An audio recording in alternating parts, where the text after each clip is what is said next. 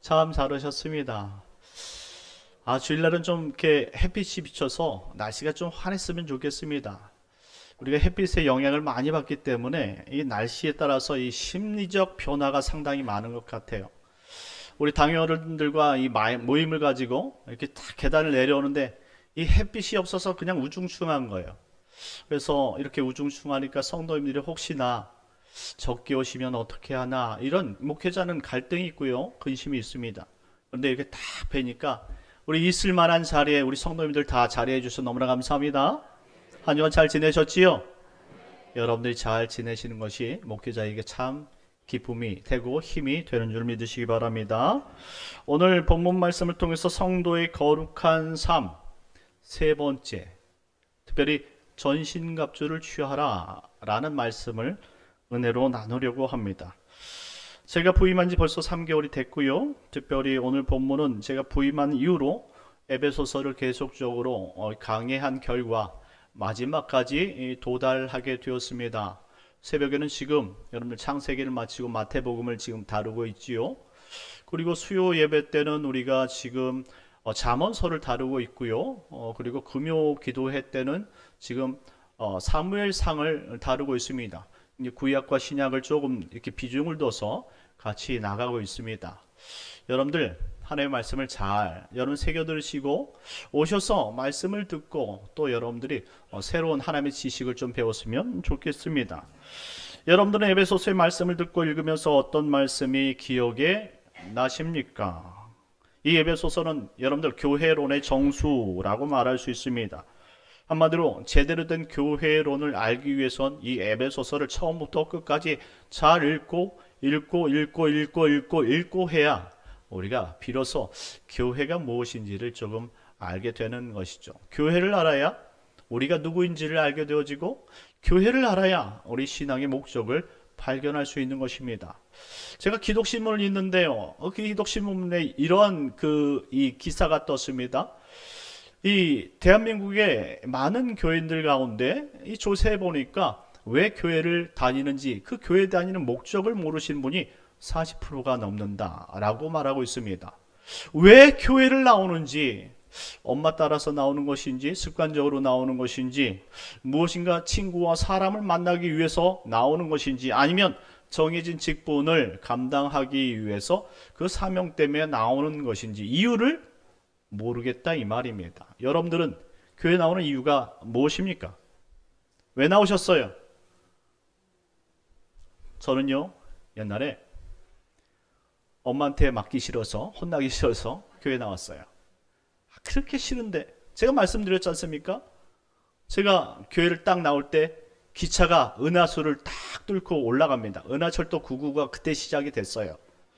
저는 그걸 포기하고 교회를 나와야 되는데 딱 이유는 한 가지입니다. 엄마한테 잔소리 듣기 싫어서요. 그래서 그냥 싫으나 좋으나 그 자리에 그 시간이 되면 그 자리를 채웠지요. 습관이 되어서 습관처럼 무서운 것이 없죠. 목적이 없더라고요. 그 자리를 그냥 그 시간 되면 채우는 거예요.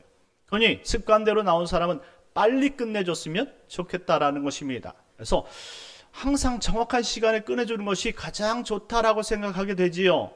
그래서 12시가 되어지면 왠지 모르게 시간이 자꾸 초조해지고 그리고 빨리 밥때가 되어져서 그 밥 먹으러 가고 싶은 그런 마음이 사람들에게 있다 이 말입니다. 이것이 목적이 되어선 안 된다 이 말입니다. 우리가 왜 교회 나옵니까? 바로 예수 닮기 위해서인 줄 믿으시기 바랍니다. 성도의 목적은 어떻게 해서든지 예수를 닮아야 하는 목적이 있다는 사실, 여러분들이 이것만 가지고 있으면 여러분 어떤 신문기사나 종교 기자들이 와서 물을 때에 담대히 그 답변에 응할 수 있다는 사실을 기억했으면 좋겠습니다. 여러분들이 목포 영락교회 성도님을 기억하시기 바랍니다. 수준 높은 교회. 여러분들 하나님의 말씀을 제대로 듣고 여러분 제대로 이 목표를 정해서 나갈 수 있는 수준 높은 우리 목포 영락교회 성도님들 되시길 예수님의 이름으로 축원합니다. 따라 2023년도를 마무리하기 전에 에베소서의 가르침들을 잘 오늘 정리할 것입니다. 그래서 이 정리하는 김에 여러분들 하나님의 말씀을 잘 정리하고 여러분의 신앙 또한 정리를 했으면 좋겠습니다. 우리가 2023년도 지나오면서 무의미하게 지난 것들이 참 많고요. 처음에 다짐했던 것들이 잘 이루어지지 않은 것들이 참 많아요. 그러니 다시 한번 정리할 필요가 있고요. 이제 2023년도 송구 영신 예배를 마무리 질 것 아닙니까? 그때 후회함이 남지 않도록 우리가 마지막 한 달을, 우리에게 주어진 약 3주를 정말 하나님의 영광을 위해서 달려갈 수 있는 성도님들 되시길 예수님의 이름으로 축원합니다. 첫째, 하나님의 선택과 우리는 예정을 배웠습니다. 하나님의 선택과 예정. 에베소서 1장 4절 5절 말씀인데 오늘 본문에 나옵니다. 다 같이 읽겠습니다. 시작. 곧 창세전에 그리스도 안에서 우리를 택하사 우리로 사랑 안에서 그 앞에 거룩하고 흠이 없게 하시려고 그 기쁘신 뜻대로 우리를 예정하사 예수 그리스도로 말미암아 자기의 아들들이 되게 하셨으니. 아멘. 하나님의 구원 계획은 우리가 읽은 것처럼 하나님의 작정인 택함으로부터 시작되어진다라는 사실입니다. 하나님의 영원전 택함, 이것을 우리는 선택이라고 이야기합니다. 물론 선택과 유기라는 신학적 사상이 담겨있지만 선택에 집중하시면 되겠습니다. 이 땅에 80억 명이 넘는 사람들이 살고 있다고 말합니다. 그런데 모두가 다 교회에 나오는 것은 아니다라는 거예요. 이 땅에 80억 명이 대부분 이 예수가 이 땅에 사셨다라는 것을 들었고 그가 십자가에 달려 죽으셨다는 사실과 천국과 지옥의 사실을 다 들어 알고 있을 것입니다. 일반 지식으로도 여러분들 다윗과 골리앗은 이미 알고 있고요. 에덴 동산은 이미 다 파악한 지 오래가 됐어요.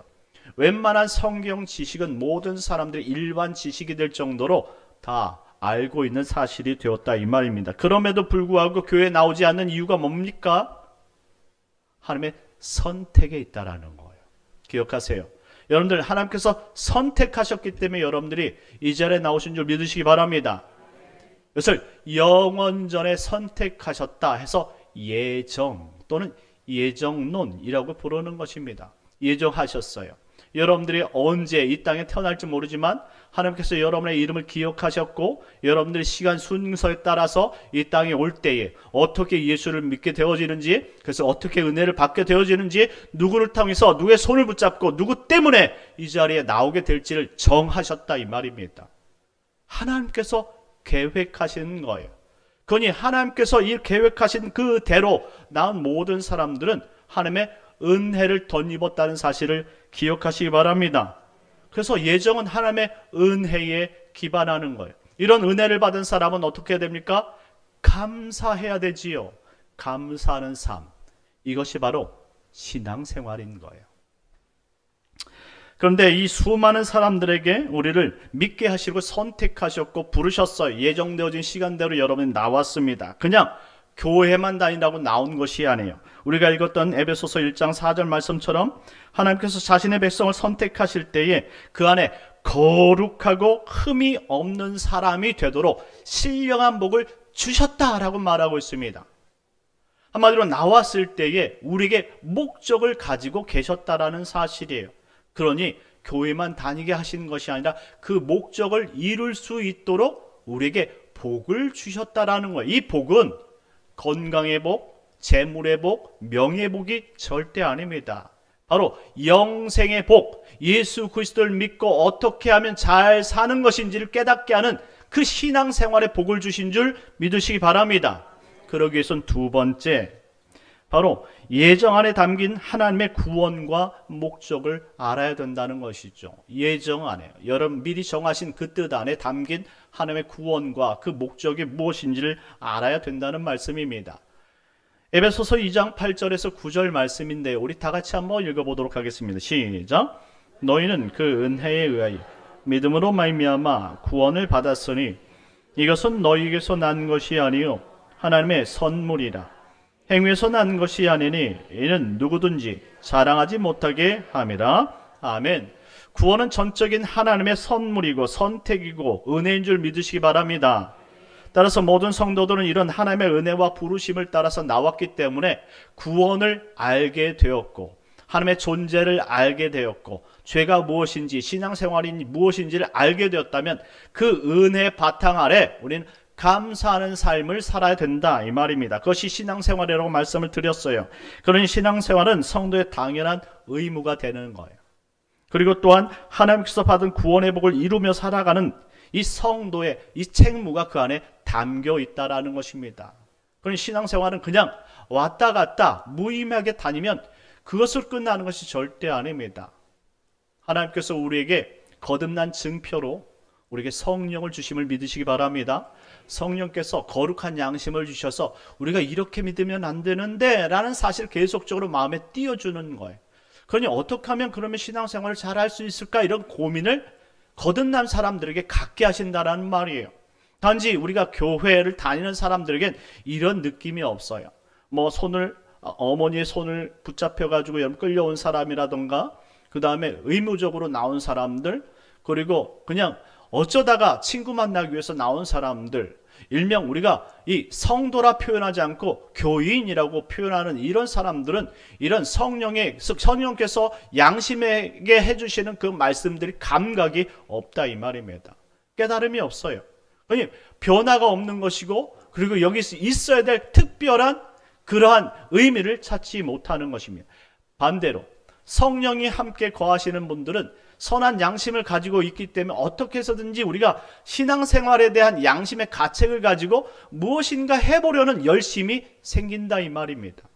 그러니 힘들지만, 피곤하지만, 나에게 가진 것은 없다고 생각하지만 우리에게 주신 은사대로 봉사하려고 애쓴다는 것이죠. 그 자리를 채우려고 하는 것이고, 기도의 자리, 예배의 자리, 은혜의 자리를 지키려고 노력하게 된다는 것입니다. 분명히 이것은 우리가 받은 은혜의 감격에 따라서 크고 작음의 차이는 있습니다. 그렇죠? 사도 바울처럼 은혜를 너무 깊이 받고 크게 받은 사람은 자신의 목숨을 들여도 아깝지가 않은 거예요. 그러니 무엇을 맡겨준다 할지라도 남들이 가지 않은 그 정말로 사막과 같은 오지의 선교사가 되어서 나가는 것입니다. 근데 그러한 감격이 적으면 적을수록 그 사람이 받은 은혜가 적기 때문에 자신이 감당할 수 있는 영역 또한, 그리고 봉사의 직무 또한 작아질 수밖에 없다라는 것입니다.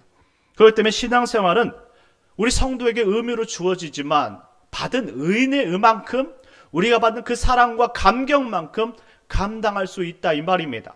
예수님께서 나를 위해 십자가 지셨던 이 사건이 나에게 크면 클수록, 내가 받은 그 죄의 용서함이 크면 클수록 받은 것이 너무나 많기 때문에 우리는 하나님 앞에 어쩔 수 없이 그 자리를, 힘들어도 그것이 어려운 자리랄지라도 우리는 지키도록 되어 있다 이 말입니다. 그래서 사도 바울은 성도의 신앙 목표와 목적이 있다는 사실을 가르칩니다.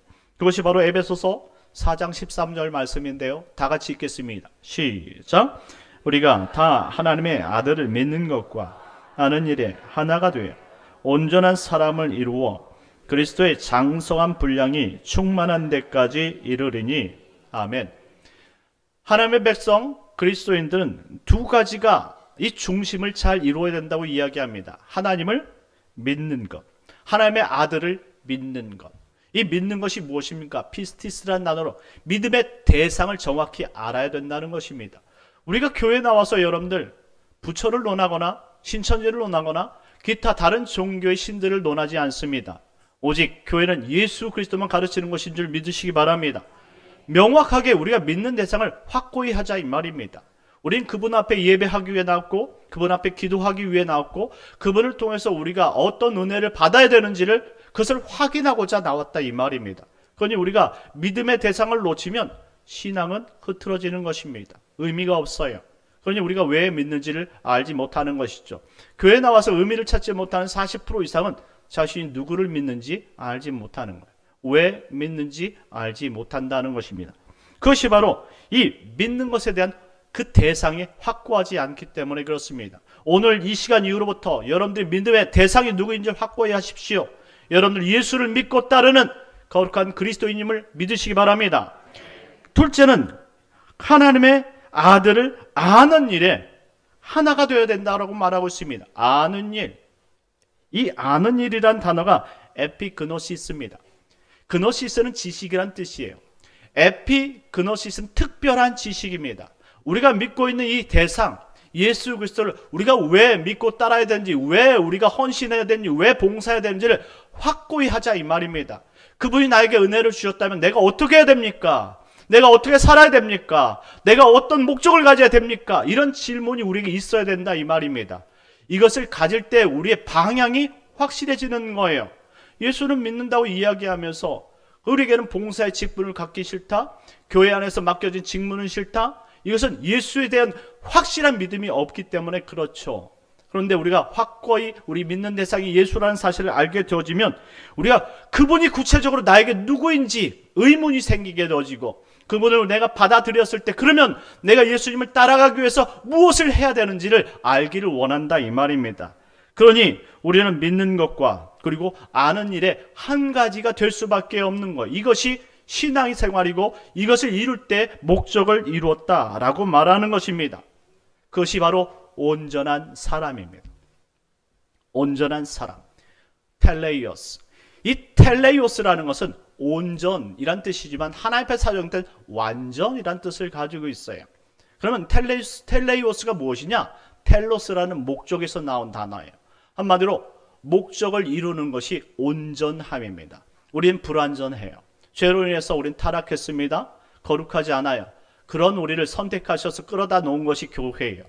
그래서 여러분들을 성령께서 친히 여러분을 가르치기 시작합니다. 은혜를 막 쏟아 부어줍니다. 여러분들이 해야 될 것이 무엇인지, 믿어야 될 대상이 무엇인지, 이제 말씀에 대한 관심을 갖게 하시고 그 말씀을 읽었는데 막 해석이 되어지고 왠지 모르게 기도해야 될 것 같고 은혜의 자리에 봉사해야 될 것 같은 그런 마음을 성령께서 계속적으로 여러분들에게 막 융단 폭격을 내리듯이 쏟아 부어주는 거예요. 이때 여러분들이 그때 비로소 그럼 내가 무엇을 배워야 되는가? 예수님을 배워야 되는구나. 그러면 예수님까지 자라기 위해서 무엇을 해야 되는지 알게 하고 그 과정 속에서 점점 배워가는 과정이 온전해져가는 과정입니다. 이것을 목적을 이룬다라는 것입니다. 이 여러분들 성도의 목적은 딱 한 가지입니다. 예수님께까지 자라가는 것입니다. 예수님을 닮아내는 거예요. 여러분, 비록 우리가 거울을 볼 때 다 다른 모양으로 생겼지만 하나님의 형상으로 우리를 지음받았다라고 말하고 있습니다. 아마도 우리는 이런 모습을 가졌다 할지라도 우리의 삶과 성품이 말씀을 따라 점점 온전해 갈 때 예수를 닮게 된다는 사실을 기억하시기 바랍니다.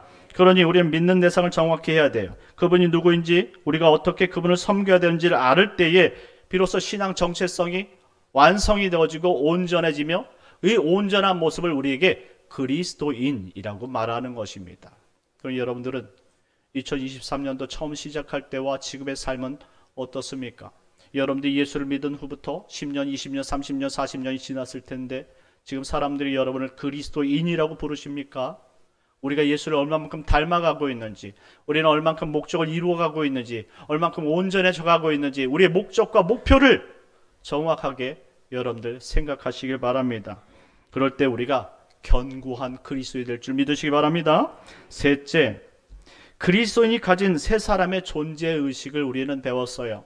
그렇기 때문에 이 존재의식을 통해서 거룩한 성도는 어떻게 살아가는지를 배웠지요. 우리 22절부터 24절까지 말씀인데요. 다 같이 읽도록 하겠습니다. 시작. 너희는 유혹의 욕심을 따라 썩어져가는 구습을 따르는 옛사람을 벗어버리고 오직 너희의 심령이 새롭게 되어 하나님을 따라 의와 진리의 거룩함으로 지으심을 받은 새 사람을 입으라. 아멘. 우리는 계속해서 변화된 성도에게 이 새롭게 된 존재의식을 주심으로 말미암아 우리가 새롭게 변했다는 사실을 인식하게 만드십니다. 성령이 그렇게 말씀하시는 거예요. 고린도후서 5장 17절 말씀해 보면 보라 새 것이 되었도다 라고 선언하고 있습니다. 한마디로 예수 안에 있는 존재는 새로운 존재가 되었다라고 선언하신 거예요. 그럼 이 새로운 존재는 어떤 존재냐?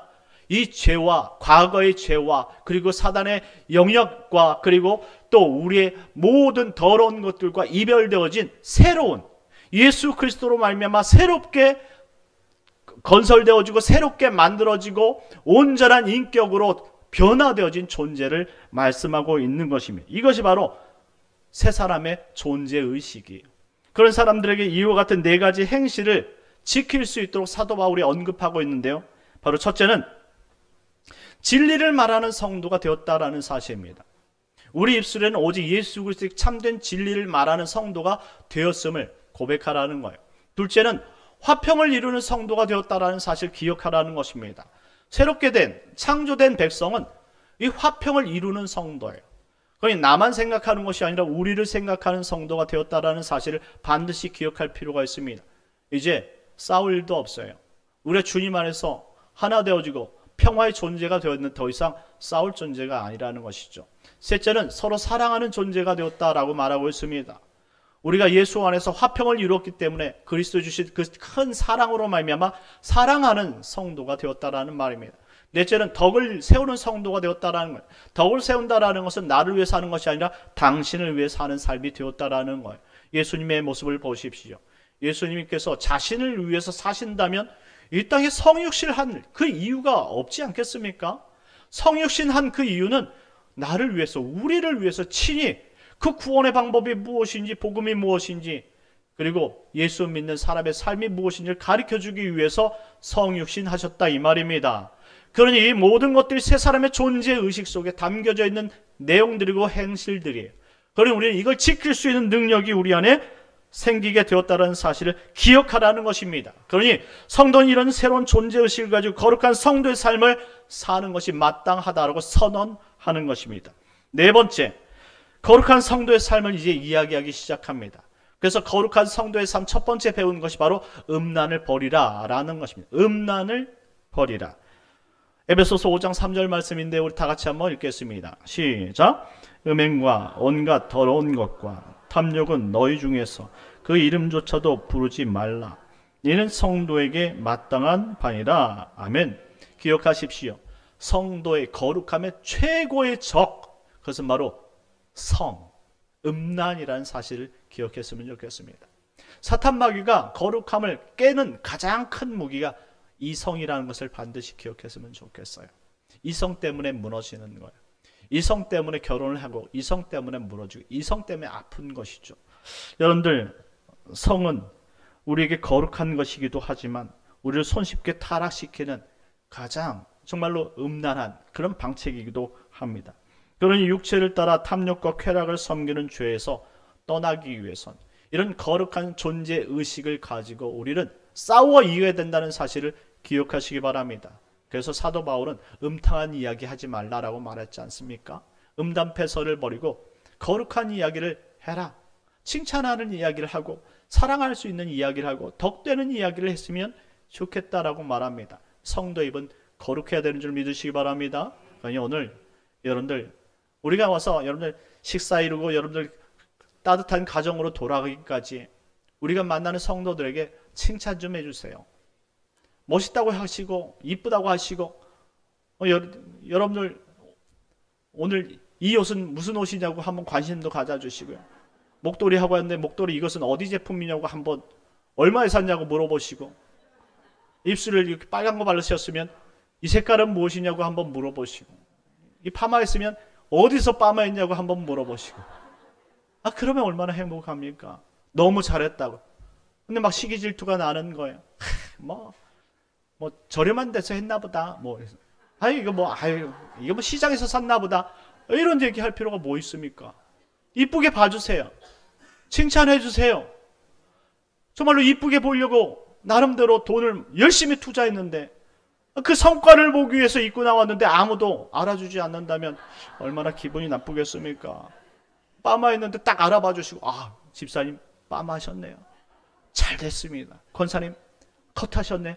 잘 됐습니다. 어디에서 하셨어요? 저도 한번 꼭 그곳에서 해보고 싶습니까? 설상 그곳에 가고 싶지 않더라도 형들이 그렇게 해주셔야 되는 건 아니겠어요? 한마디의 말이 천냥빚을 갚는다고 합니다. 여러분들 말이 사람을 살리기도 하지만 정말 기분 나쁘기도 하는 것이 말입니다. 그러니 우리에게 거룩한 존재, 덕을 세우도록 하셨는데 좀 관심 좀 가져주면 덧납니까? 오늘 여러분들 상대에게 거룩한 말, 기분 좋은 말, 행복한 말을 전할 수 있는 그런 성숙한 성도가 되었으면 좋겠습니다. 오늘 다섯째로 거룩한 성도의 두 번째를 이야기하고, 성도의 삶 두 번째, 피차 복종하라는 거예요. 서로 복종하라는 것입니다. 에베소서 5장 21절 말씀인데요. 다 같이 한번 읽겠습니다. 시작. 그리스도를 경외함으로 피차 복종하라. 아멘. 하나님께서 우리에게 주신 율법의 계명은 10계명입니다. 하나님 사랑, 이웃 사랑이죠. 그러니 우리가 하나님을 사랑하듯 이웃을 사랑하는 것이 참 중요해요.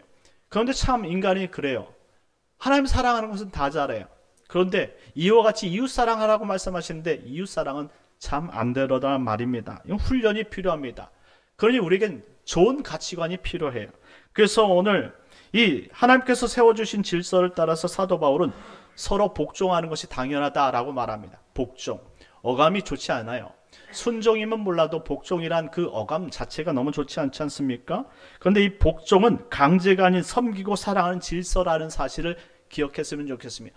하나님께서 어떤 공동체를 이루기 위해서 섬기고 사랑하고 따르는 질서라는 사실을 기억했으면 좋겠습니다. 그래서 서로가 서로에게 순종할 때 질서가 세워지고 그 질서로 인해서 공동체가 존속해 나갈 수 있듯이 우리가 동등한 인격 속에서 만난 존재이기 때문에 서로가 복종하지 않으면 세워질 수 없다 이 말입니다. 예수 그리스도와 우리가 동등된 존재입니까? 인격 자체가 달라요. 하지만 예수님 우리를 섬기러 오셨어요. 이게 복종입니다. 이게 복종이에요. 상대가 말도 안 돼요. 하지만 우리가 그리스도 안에서 한 사랑이 되었기 때문에 복종하라는 거예요. 피차 복종하라는 거예요. 그래서 예를 들었죠. 아내가 남편을, 남편이 아내를. 같은 인격체예요. 다른 것은 남자, 여자 성이 다르고 나이가 다를 뿐이에요. 그리고 힘이 다를 뿐이죠. 근데 그 나이, 그리고 힘, 성 이런 것으로 찍어 누른다. 이럴 필요가 없다라는 것이죠. 서로가 가정을 세우기 위해서 아내는 남편을 세워주기 위해 복종하라고 말하고 있습니다. 그리고 남편은 아내를 사랑하라 말하고 있는데 이 사랑하라는 말이 복종하라는 뜻이에요. 다른 표현인 것이죠. 절대 사랑하지 않으면 섬길 수 없기 때문에 그렇습니다. 회사의 동료들도 마찬가지입니다. 학교 친구들도 마찬가지예요. 서로가 동등한 입장에서 저놈이 나한테 욕을 하면 나도 욕해주고 싶지요. 그런데 예수님은 그렇게 말하지 않았어요. 우리에게 이 땅에 오셔서 욕한 적이 한 번도 없어요. 예수님은 하나님이시면서 사랑으로 그들을 감싸주셨다는 사실이에요. 여러분들 얼마나 반대 세력이 많았습니까? 그럼에도 불구하고 예수님께서는 자신의 사역을 잘 감당할 때까지 이 천군 천사의 그 힘을 빌어서 그들을 죽이지 않고 심판하지 않았어요.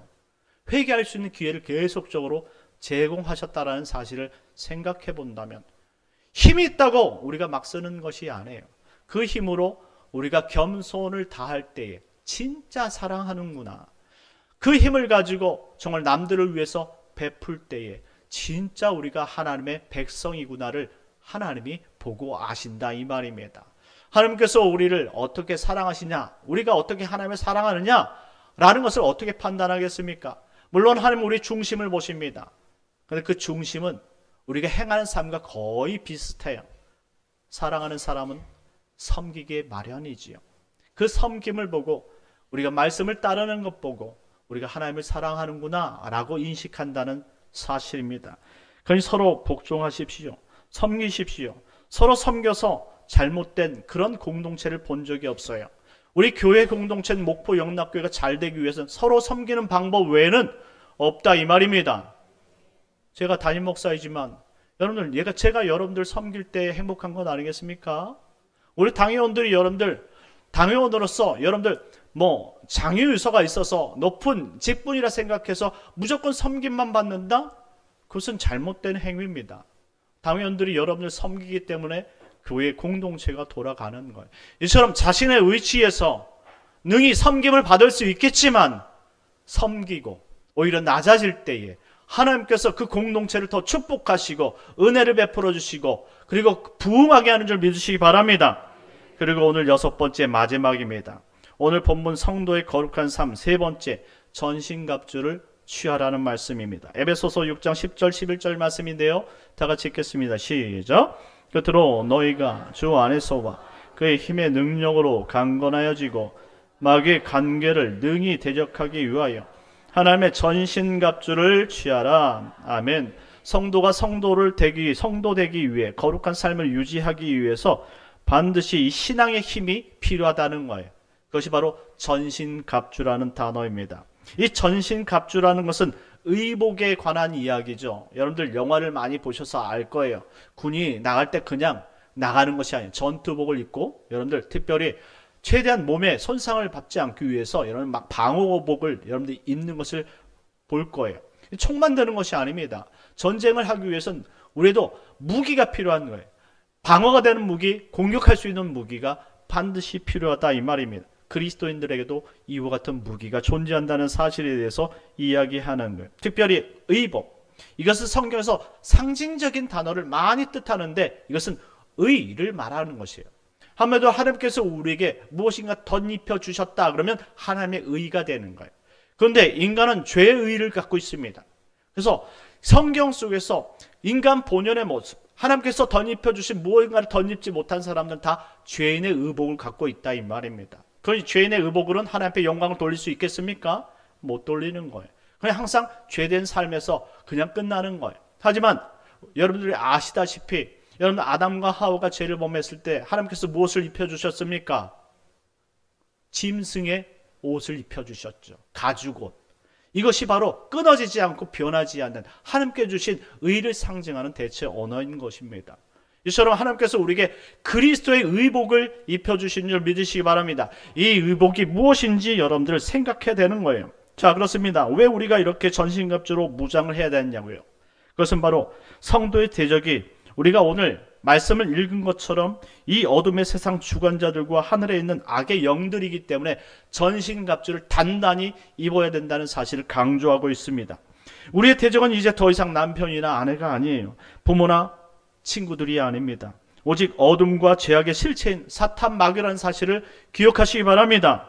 그래서 이런 실체를 알고 영적인 전쟁에서 우리가 어떻게 해야지만 승리할 수 있는지를 오늘 말씀을 잘 새겨두고 여러분들이 삶 가운데서 적용했으면 좋겠습니다. 14절 말씀입니다. 다 같이 읽겠습니다. 시작. 그런즉 서서 진리로 너희 허리띠를 띠고 의의 호심경을 붙이고. 아멘. 보통 허리띠, 여자들은 잘 허리띠를 차지 않더라고요. 치마를 입어서 그러신지 원피스를 입어서 그러니. 남자들은 허리띠를 차고 오셨지요? 허리띠가 없으면 어떻게 됩니까? 바지가 흘러내려갑니다. 계속 그것을 주워 올리느라고 시간을 다 거기에 뺏기고 정신도 뺏깁니다. 군인들에게 있어서 허리띠는 어떤 역할을 할까요? 허리. 이것은 중심을 잡는 기관입니다. 아주 중요한 거예요. 자, 진리의 허리띠를 띠라라고 말합니다. 여러분들 생각해 보십시오. 전쟁은 앉아서 하는 싸움이 없어요. 앉아서 한다면 허리띠가 필요 없을 거예요. 다 전쟁은 서서 행한다라는 것이죠. 그래서 오늘 본문에 서서 진리로 너희 허리띠를 띠라고 말하고 있습니다. 그런데 이 허리띠의 역할이 무엇이냐? 무게추, 중심을 잡는 거예요. 진리가 없으면 한쪽으로 쏠린다는 사실을 기억하시기 바랍니다. 여호수아서 1장 7절 말씀에 이렇게 말합니다. 오직 강하고 극히 담대하여 나의 종 모세가 내게 명령한 그 율법을 다 지켜 행하고 우로나 좌로나 치우치지 말고. 말씀을 가진 사람들, 진리를 아는 사람들은 우로나 좌로 치우치지 않는다라는 걸 기억하십시오. 말씀의 핵심인 이 진리를 놓치면 우로나 좌로 치울 수밖에 없다는 거예요. 왜 신천지에 빠질까요? 왜 이단 사이비에 빠집니까? 말씀을 읽어도 진리를 발견하지 못하기 때문에요. 중심을 잡을 수 없는 것입니다. 중심추가 무너지는 거예요. 영적 전쟁에서 추가 무너지니 결국 전쟁이 일어날 때 우로 치우치고 좌로 치우치는 거예요. 우리가 믿는 대상은 누구입니까? 예수입니다. 그분이 진리시고 생명이신 줄 믿으시기 바랍니다. 그분에 대한 그 목적 대상을 우리 확고히 한다면 진리의 허리띠는 단단히 메고 있는 줄 믿으시기 바랍니다. 그리고 의의 호심경을 붙여라 라고 말합니다. 호심경, 도락스라는 단어는 흉배를 말합니다. 흉배. 옛날 갑옷을 보게 되면 이 가슴 부분에 한 갑옷을 더 붙이는 것을 볼 수 있어요. 왜 가슴에다가 더 흉배를 덧붙일까요? 모든 화살, 창이 다 이 가슴을 향해서 날라오기 때문에 그렇습니다. 사람을 한 번에 상처를 입힐 때 가장 중요한 부위가 심장이에요. 심장. 왜 의의 호심경, 특별히 이 흉배를 붙여야 되는 것일까요?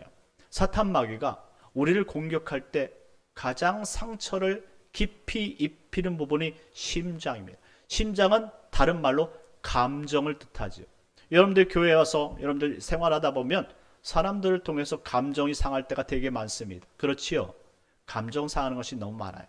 하지만 여러분들이 믿음과 인내로 참아내기 때문에 그냥 없는 것처럼 지나갈 뿐이죠. 표현을 안 했다 뿐이지 여러분들 감정 상하는 말과 그 일들이 얼마나 많은 줄 아십니까? 그냥 여러분들 인격적으로 조금 더 성장해야 돼요. 사탄 마귀가 틈을 노려서 그 심장에다 비수를 꽂는 거예요. 화살을 날려서 무너뜨리는 거예요. 여러분들 싫은 말도요, 자주 들으면 완전히 싫은 거예요. 무너집니다. 아무리 강한 사람이라고 할지라도 그 심장 가슴에 계속적으로 감정으로 악한 말들을 쏟아부으면 결국 넘어지는 거예요. 우리가 아무리 건강하고 그리고 강인한 믿음을 가지고 있는 성도라고 말할지라도 그 누군가 찾아와서 계속적으로 부정적인 말로 우리를 음해하고 못 살게 하고 거짓말한다면 그 감정이 상처를 입어서 결국 무너진다 이 말입니다. 사탄 마귀는 분명히 감정을 가지고 놀 것입니다. 그럼 여러분들 이 감정을 다스릴 수 있는 의의 호심경, 오직 하나님의 그 말씀을 여러분들이 붙이지 않는 이상은 여러분들이 이 험난한 영적 전쟁에서 여러분이 살아날 수 없다는 사실을 기억하시기 바랍니다. 그러니 가슴을 잘 다스리십시오. 가슴을 잘 다스리세요. 여러분들 예배를 마치고 집에 들어가서 하나님 가슴을 쓰다면서 오늘 제 감정을 지켜주셔서 제 마음을 지켜주셔서 감사합니다 라고 여러분 스스로가 쓰다듬으면 여러분 자가치유가 일어날 줄 믿습니다. 15절 말씀입니다. 15절입니다. 시작. 평안의 복음이 준비한 것으로 신을 신고. 아멘. 평안, 에이레네. 이 에이레네는 성령의 통치를 의미합니다. 샬롬이라는 것이 평안이지 않습니까? 이 평안은 하나님의 통치가 되어졌을 때 이루어지는 단어예요. 한마디로 우리 인생에서 가장 행복할 때가 언제냐? 하나님이 나를 충만히 통치할 때 가장 행복한, 이것이 샬롬의 상태이고 이것이 헬라어로 왔을 때 에이레네, 평안의 상태가 되는 것입니다. 평안의 복음, 다시 말하면 여러분들 이 복음이 우리에게 얼마나 중요한지를 알려주는 것이죠. 진리는 흔들리지 않는 것이고 복음은 여러분 평안케 한다는 사실입니다. 구원이 어디서 옵니까? 복음에서 오는 것입니다. 왜 복음에 준비한 신발을 신어야 됩니까? 여러분들 발이 편하면 몸과 마음이 편하다는 사실 아십니까? 신발, 여러분 불편한 신발 신고 와서 여러분들 하루 왼종일 일해 보십시오. 가장 벗고 싶은 것이 여러분 뾰족 구두예요. 구두, 불편한 신발 벗어버리고 싶고 그냥 맨발로 입고 싶은 것입니다. 그래서 여러분들 집에 가면 가장 먼저 하는 것이 신발을 집어 던지는 겁니다. 그렇죠? 그리고 그냥 들어가서 아이고 편하다. 왜? 구두를 벗어버리니 너무 편하다라는 거예요. 그러니 여러분들 건강하려면 좋은 신발 사야 됩니다. 여러분들 좋은 신발은 비싼 신발이 아니에요. 여러분들에게 정말 편안히 신을 수 있는 신발이에요. 그럴 때 평안하다라고 말하는 것이죠. 복음이 그런 거예요. 복음이 없으면 여러분 삶의 불안과 그리고 어려움이 자꾸 여러분들 틈탈 때 여러분들의 평안이 없어질 것입니다. 그러니 오늘 사도 바울은 이야기합니다. 복음이 준비한 평안의 신을 신어라. 16절 말씀입니다. 16절 시작. 모든 것 위에 믿음의 방패를 가지고 이로써 능히 악한 자의 모든 불화살을 소멸하고. 모든 것 위에 무엇을 가지라고요? 믿음의 방패. 당시 로마 군대의 방패는요, 길이가 120cm였고요, 폭이 70cm였다고 합니다. 120에 70. 이거 로마 군인들이 자신이 보호할 수 있는 최고의 방어 무기가 이와 같은 사이즈였어요. 왜 이와 같은 사이즈냐? 그들이 키가 작았다는 말이 아니라 그들이 활이 날아올 때 몸을 움츠리고 방패로 자신의 몸을 딱 숨기면 다 막아낼 수 있다 이 말입니다.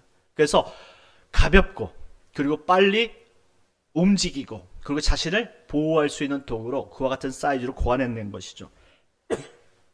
로마인들이 수많은 사용을 했어요. 그렇기 때문에 최적화되어진 방패가 어떤 사이즈인지 알았던 것이죠. 그래서 많은 나라들을 무찌를 넣게 됐고 결국 세계를 제패할 수 있게 되어진 것이죠. 따라 우리 역시 사도 바울이 언급한 이 중요한 이 무기가 바로 방패라는 거예요. 자, 방패는 공격 무기입니까? 방어 무기입니까? 방어 무기예요. 희한하죠? 믿음이 우리에게서 공격일 것 같은데 방어 무기란 사실에 초점을 맞췄으면 좋겠습니다. 이건 중요한 거예요. 여러분들 성경에는 분명히 여러 가지 이야기가 있습니다. 진리, 의, 복음, 이와 같은 이야기가 잔뜩 들어있지요. 이건 우리가 너무나 소중한 거예요. 그런데 믿음이 없으면 이것을 지켜낼 수 없다는 말입니다. 믿음이 없으면 여러분들의 이와 같은 중요한 진리를 보호할 수 없다라는 사실을 말해주는 거예요. 그러니 여러분들의 믿음이 있어야지만 여러분의 신앙이 견고해지는 거예요. 사탄으로부터 여러분 쏟아지는 불화살을 여러분들이 이겨낼 수 있는 것은 이와 같은 믿음의 방패, 믿음이 있을 때에 여러분의 신앙을 그나마 지킬 수 있는 거예요. 여러분들 믿음이 있기 때문에 여러분 싫은 소리를 많이 듣고도 그 다음 주 주일날을 지킬 수 있다 이 말입니다. 여러분들 힘들고 어렵지만 피곤해서 집에 가서 쉬고 싶지만 여러분들 주일날 여러분들 기억하고 새벽 예배도 나오고 여러분들 오전 예배도 나오고 오후 예배도 나올 수 있는 그 근거가 무엇이냐? 믿음 때문에 그렇다는 거예요. 믿음이 어렸을 때부터 여러분들이 배웠던 그 믿음이 여러분을 지키고 있기 때문에 여러분들 힘들고 어렵고 그 순간에 넘어지고 싶지만 그 자리를 묵묵히 지킬 수 있는 힘이 믿음에서 나온다는 사실을 기억하시기 바랍니다. 믿음의 방패를 붙잡으십시오. 그리고 17절 말씀입니다. 다 같이 읽겠습니다. 시작. 구원의 도구와 성령의 검 곧 하나님의 말씀을 가지라. 아멘. 이것이 바로 그리스도인들에게 주어진 공격 무기입니다. 구원의 투구와 그리고 성령의 검 하나님의 말씀입니다. 이 말씀은 이사야서 59장 17절 이하의 말씀으로 예언되어진 말씀으로 인용한 거예요. 거기에 이렇게 기록이 됐습니다. 공이 곧 하나님의 의를 갑옷으로 삼으시며 구원을 자기의 머리에 써서 투구로 삼으신다. 그리스도께서 친히 이 땅에 오실 때 구원을 자기의 머리에 쓰시고 투구로 삼으시겠다라는 말이에요. 그리고 요한계시록 19장 13절 말씀에 가보면 마지막 때 우리를 구원하실 그 예수 그리스도께서 사탄 마귀와 싸우실 때에 그 입에서 나오는 그 예리한 겁이 나와 그것으로 만국 백성을 지키신다라고 말합니다. 입에서 나오는 예리한 검, 이게 뭡니까? 성령의 검, 곧 하나님의 말씀인 줄 믿으시기 바랍니다. 그러니 구원의 투구도 예수님께서 쓰시고 그리고 말씀으로도 예수님께서 싸우신다라고 이야기합니다. 이 말씀은 결국 이 영적인 전쟁은 누가 싸우냐? 내가 아닌 예수께서 친히 싸우신다라는 결론을 내고 있는 거예요. 이와 같이 말씀하신 건 무엇입니까? 전신갑주가 무엇이냐? 이 전신갑주는 하나님의 의를 나타내는데 곧 그리스도의 의이다. 한마디로 예수 그리스도를 믿고 그 예수 그리스도를 따르는 자는 그 예수 그리스도가 친히 나에게 구원의 용사가 되어서 사탄 마귀의 그 불화살을 미리 막으시고 그리고 그들과 싸워서 말씀으로 쪼개시고 그리고 그와 싸워서 영원히 승리케 하신다라는 단호한 말씀이 숨겨있는 줄 믿으시기 바랍니다. 그러니 한마디로 그리스도는 예수 그리스도를 덧입으라 라는 사실로 이어지고 있는 것입니다.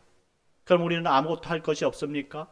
전신갑주와 우리의 모든 것들이 예수 그리스도에 연관되어지고 모든 것이 예수 그리스도를 의지해야 될 것이라면 우리가 그것을 단단히 부여잡고 그것이 어디에 사용되어지는지 밝히 우리는 알아야 될 것이고 그것을 부여잡을 때 우리에게 능력이 생긴다는 말입니다. 그리고 나서 이 영적인 전쟁을 결국 승리를 하기 위해서는 우리에게 기도가 필요하다는 사실을 마지막에 가르치고 있습니다. 기도. 그래서 18절 말씀에 이렇게 말하지요. 우리 다 같이 읽겠습니다. 시작. 모든 기도와 간구를 하되 항상 성령 안에서 기도하고 이를 위하여 깨어 구하기를 항상 힘쓰며 여러 성도를 위하여 구하라. 아멘. 할렐루야. 전신갑주의 능력은 우리가 그것을 잘 아는 것에도 있겠지만 그것을 활용하는 능력은 기도에 있다는 사실을 기억하시기 바랍니다. 그래서 성도의 힘은 말씀과 기도인 것입니다. 우리가 말씀을 알지 못하면 전신갑주가 무엇인지도 알지 못하고 믿음이 무엇인지 그리고 우리가 진리가 무엇인지 그리고 우리가 정말로 의의 흉보가 무엇인지도 알지 못하겠지만 말씀을 통해서 그것이 나에게 어떤 영향을 주는지 바르게 알고 그것을 활용하기 위해서 내가 기도에 전념한다면 그것이 우리에게 날선 검이 되어서 정말로 우리가 알지 못하는 사이에 성령으로 말미암아 사탄 마귀를 괴멸하고 우리가 그리스도인으로서 정말 주님이 오시는 그날까지 담대한 모습을 지탱할 수 있도록 하나님께서 힘과 능력을 주시는 줄 믿으시기 바랍니다. 사랑하는 성도 여러분, 이제 에베소서를 마무리합니다. 복음의 기초가 없던 에베소 교인들에게 성도들의 신앙 목적이 무엇인지를 단호히 설명해 주고 있습니다. 그래서 교회론이 중요한 거예요. 우리에게 직접적인 삶에 연관되어진 이 말씀을 가르치면서 성도에겐 사명이 있다. 예수님까지 자라가는 것이다. 흔들 때 기도하고 흔들 때 말씀대로 믿음을 가지고 의지하라 라고 말씀하고 있습니다. 여러분들 숱한 전쟁 속에서 흔들리지 않았습니까? 정말 신앙생활하는 너무나 어렵지 않습니까? 잘 이겨내셨습니다. 하지만 곧 그리스도께서 천군 천사의 나팔 소리와 함께 이 땅에 강림하시는 날이 온다는 사실을 기억하시기 바랍니다. 우리는 그날이 우리에게 이루어지기까지 우리에게 주어진 전신갑주를 가지고 우리는 기도하면서 우리의 자리를 지켜야 하는 사명이 있는 줄 믿으시기 바랍니다. 예수님까지 잘하십시오. 기도하기를, 말씀을 보기를, 여러분들 예배 자리, 봉사의 자리를 여러분들 지키기를 최선을 다하십시오. 먼 훗날 주님이 오실 때에 여러분들이 그것으로 인해서 칭찬을 받으려고 저는 확신합니다. 그러니 2023년 잘 마무리하시고 주님 안에서 건강한 모습으로 2024년도를 맞이할 수 있는 우리 복된 행복한 우리 목포 영락교회 성도님들 되시길 예수님의 이름으로 축원합니다. 우리 다 같이 한번